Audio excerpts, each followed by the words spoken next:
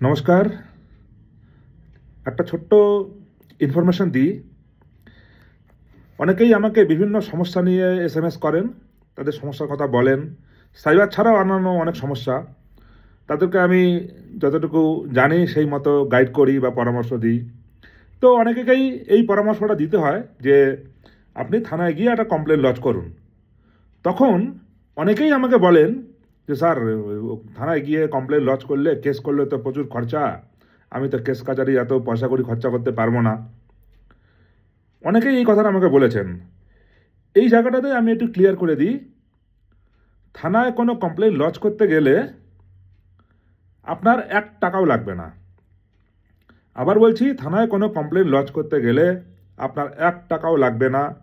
আপনার সঙ্গে কোনো একটা অন্যায় হয়েছে, বা আপনার মোবাইলটা হারিয়ে গেছে, বা আপনাকে কেউ মেরেছে, বা আপনার বাড়ি থেকে চুরি হয়েছে, এনিথিং, যে কোনো অন্যায় আপনার সঙ্গে হতে পারে, এবং তার পরিপ্রেক্ষিতে আপনি যদি মনে করেন যে আপনার থানাতে গিয়ে একটা কমপ্লেন লজ করলে ভালো হয়, আপনি সোজা থানায় যাবেন।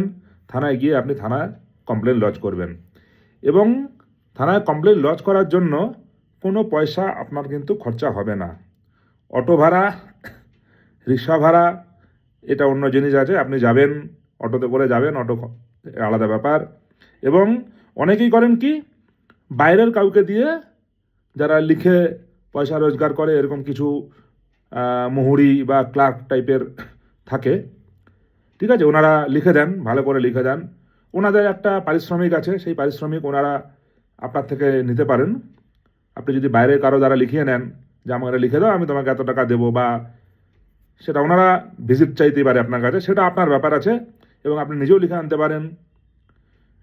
কিন্তু থানায় এসে কমপ্লেন লজ করার ক্ষেত্রে আপনার 1 টাকাও খরচা হবে না।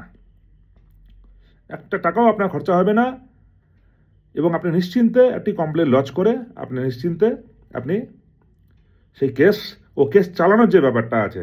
অনেকেই বলে স্যার কেস চালাবো কি করে। আপনি যেহেতু কমপ্লেন করেছেন, আপনি ভিকটিম আছেন, আপনার জন্য সরকারি উকিল আছে।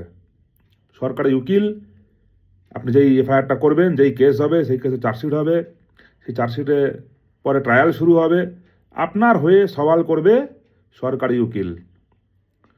আপনাকে আলাদা করে অ্যাডভোকেট বা উকিল আপনাকে কিন্তু পয়সা খরচা করে এনগেজ করতে হবে না। ঠিক আছে? তো আমি রিকোয়েস্ট করব যে এই ভ্রান্ত ধারণাটা মন থেকে বাদ দিন।